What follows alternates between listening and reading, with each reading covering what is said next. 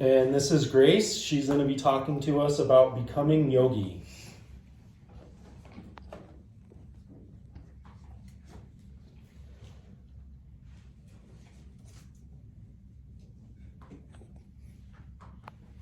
Thank you. So yoga has been a body and mind soother for many generations now. Originating in northern India, yoga has been practiced for over 5,000 years. Now many of you may be wondering, how can yoga help me? Well, over the next couple minutes, hopefully I can answer that question for you. So about a year ago, my friends started going to yoga and they would always tell me why I should do it. Finally in June, I went to a class with them and I was hooked. I love it. I practice every day and I probably won't stop for a really long time. So yoga is a healthy practice with a wide array of benefits. Today I'll be covering what exactly yoga is, how yoga benefits us, and different types of yoga. There could be many different things that come to mind when I say the word yoga. But let's start with what yoga is exactly. So most people focus on the physical aspect of yoga, but there's a case study at Harvard Medical School, and they say that yoga is a mind-body practice that has become one of the top 10 complementary approaches to health in this country, according to National Institute of Health. It is an integration of mind, body, and spirit. Its goals are to cultivate balance, calmness, harmony, and awareness, and in classic yoga tradition, to strive for the attainment of selflessness and spiritual enlightenment. Classic yoga traditions are made up of 4 components. First, postures, what you are doing physically, also known as poses. So to start off, warrior, or downward facing dog, or tree pose. Next is breathing practices. So when you are going through your flow, instead of going by time, you go by your breaths. So instead of saying, hold this pose for 30 seconds, they'll say, hold it for 3 breaths. Next is deep relaxation. So you're supposed to be super relaxed through your whole flow, but peak relaxation is supposed to be at the end. And how I accomplish this is through corpse pose, laying completely on your back for as long as you need. And next and lastly is meditation. Being completely clear when you go into your flow is very key, so you can focus on how you're growing during your practice. Okay.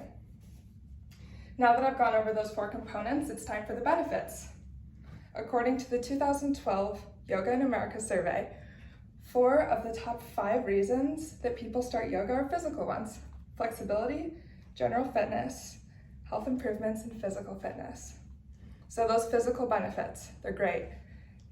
They lower blood pressure, they strengthen your muscles, and they make your body a lot more flexible. It also reduces inflammation and gives energy and vitality. Now that I've gone over the physical, it's time to go over the mental. It resolves stress and depression, creates mental clarity, and sharpens concentration and relaxes your mind.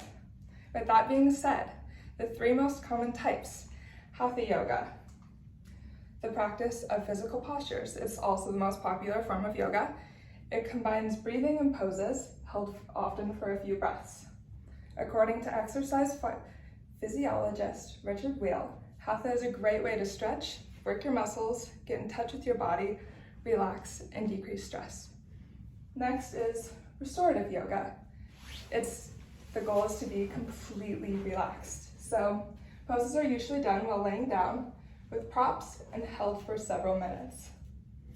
Last but not least, vinyasa yoga, practice of moving with your breath. So when you inhale, you transfer from one pose, and as you exhale, you transfer to another.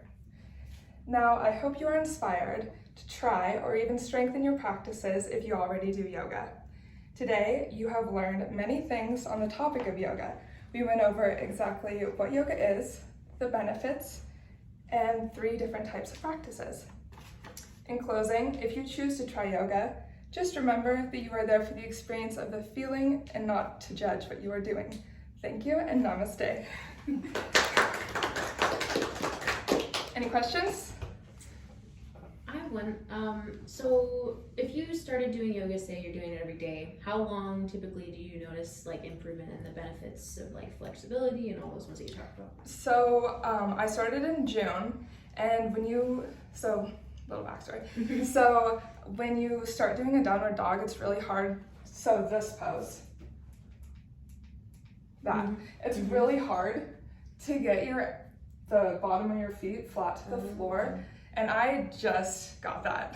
So it's taken like 3 months. Okay. But on the mental side, I felt it like in a month. It was really great, as anything takes time. But yeah, Thanks. I really enjoyed it. Yeah. Any other questions? How often are you recommended to like practice? Is it like daily, or is it exercise where you need like a rest day? Or Well, you don't need a rest day. I do yoga every day. I love it. So yeah, I recommend doing it every day if you can. It's only like 30-40 minutes out of your day. Do you ever get sore after doing yoga? Yeah, really badly. Actually, yeah. So probably wouldn't be recommended after a hard workout or something. No. No? But I mean, you can if you want. If you want to just extend your workout a little bit more. Totally. Yeah. Yeah. Okay, well, thank you. Awesome.